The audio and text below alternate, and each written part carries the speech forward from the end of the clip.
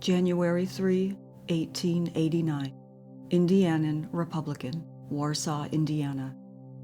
A thief in a box, or an embezzler in a Saratoga trunk, being a tale of sin and sorrow told by a man who fell a victim to a desire to grow rich suddenly. How Thomas Vines circumvented the Chicago sleuths and took an exceedingly uncomfortable ride, and how he repented of his rashness. St. Louis, January 2. Thomas W. Vines of Chicago was fully competent last night to lecture on the Delsartean movements as applied to Saratoga trunks. For 24 hours, the principles of the poetry of motion had been called to his attention in such a way that an impression deep and lasting had been left. The impression was not alone confined to his head, but extended to his body and the extremities thereof. Vines is the man who left Chicago very suddenly last week, and with the week's pay of the hands of the Adams and Westlake Manufacturing Company in his pocket, about $4,000. The fugitive discovered that the exits of Chicago were so well watched that any attempt to escape would be fraught with considerable danger. Then he planted himself and cogitated.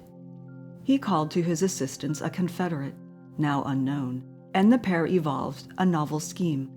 A big Saratoga trunk was purchased by the Confederate, and Thomas and most of his boodle deposited in the trunk. Thomas is 6 feet high and weighs 180 pounds, and the trunk was pretty full of defaulter when Thomas was packed in. Holes had been bored under the handles, and through these, the bold Thomas inhaled air. The trunk was carted to the station and checked to this city Monday night.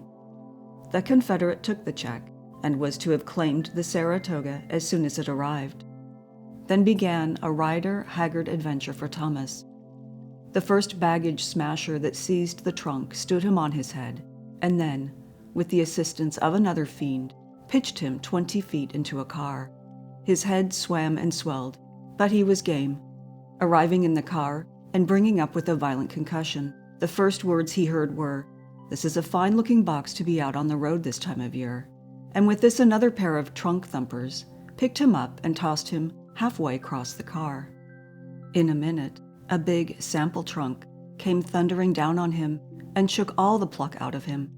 Then he was stood on his head and bombarded with trunks and other pieces of baggage until he was threatened with apoplexy and suffocation.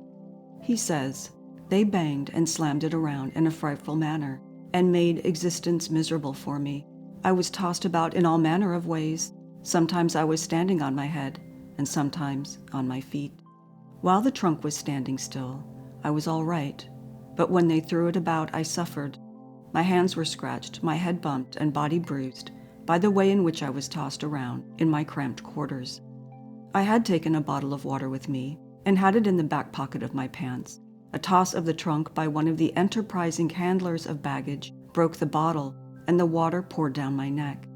You can imagine what sort of condition I was thrown into. The first 100 miles or so in the car, I got along nicely, and the air was all right. Then it became thick, and after going another 50 or 75 miles, I began to yell and kick.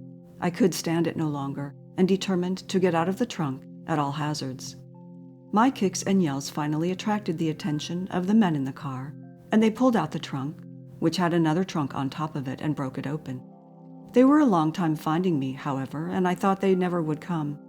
I thought I would be arrested, but to my surprise, they did not do anything to me at all. They did not even put me off the train, but let me ride to St. Louis. I don't know where my partner has gone. I guess he became frightened and left, as he has not claimed the trunk. When discovered, Vines told the astonished baggage manipulators that his name was Burke, and that he took the trunk in order to beat his way. He won the men over, and when the train reached the station at 7 o'clock, the story went from tongue to tongue, and so much sympathy was developed for the poor young man that a subscription was taken up, and he was presented $5 and told to get something to eat. He took breakfast at the Union Depot Hotel and told some of the waiters he was Tasket. This information reached a policeman, and he took a look at the young man. At this time, Vines was looking for the friend who checked him in order to get the check and claim the trunk. but the friend was inconveniently missing. The officer by this time became convinced that the man was Taskett and arrested him. Vines and the trunk were taken to police headquarters, where a search of both brought to light $3,800. He was identified as Vines by one of the detectives, and then he confessed. He would say nothing about his missing friend, but told of his adventure with the trunk as portrayed above. He said he first tried to escape from Chicago by painting himself with iodine. He went out on the street in the iodine disguise, and everybody looked at him so hard that he returned to his place of concealment. He was checked on the Wabash train, and the check was $17.13. He will go back Thursday. October 13, 1913. Berkeley Daily Gazette, Berkeley, California. Expectorators to be arrested. Ordinance number 195-A, prohibiting spitting on sidewalks, in streetcars, and on floors of public places, is to be rigidly enforced in Berkeley in the future. The police have had special instructions to watch out for violators of this health measure and make arrests in every instance. 2 arrests were made Saturday evening. William Stevenson, a fish dealer, was taken into custody by policeman Waterbury at the corner of University and Shattuck Avenues for expectorating on the sidewalk. He was released on cash bail of $5. George McKinnon, a salesman of Oakland who lives at Hearst Avenue, was arrested at the same corner by the same officer a little later in the evening for a similar offense. He was released on bail. Both men will come before Judge Edgar tomorrow morning to plead. February 11, 1924, The Evening News, San Jose, California. Ex-convict saves life of baby girl. Earl Schertz, self-confessed burglar and ex-convict held at the city jail here, saved the life of a little girl almost at the expense of his own in Oakland, according to Detective Van Hubbard of the local police department, who took Schertz to Oakland yesterday to investigate burglaries committed in that city. Near the outskirts of the city, Detective Hubbard and Schertz ran into a heavy line of traffic. From the crowds on the sidewalks, a little girl toddled into the heart of the traffic. There was a mother's terrified scream as the automobiles veered to one side or another to avoid striking the little one. Detective Hubbard, at the wheel of the police car, was forced to drive the car upon the sidewalk, but it was evident that a large touring car coming directly behind the police car could not veer to either side due to the crowded traffic.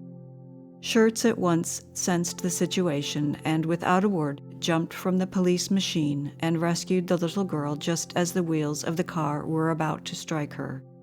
He held her out of reach of the oncoming wheels, but narrowly averted being run down himself.